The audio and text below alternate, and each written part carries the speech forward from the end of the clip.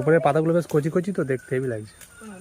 হ্যাঁ এগুলো আবার সেন্ট হবে ভালো। রোদ্রে কত কি সুন্দর তুলছে দেখো। বেশ বড় বড় পাতা। আমাদের বাড়িতে প্রত্যেক মাসেই কিন্তু পাতা মানে তেজপাতা কেনা হয়।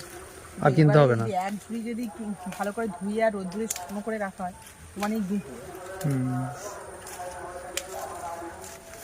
শুকছে।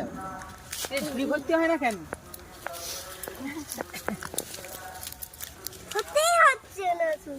ভালো লাগছে। পাপা বলছে তুলতে না।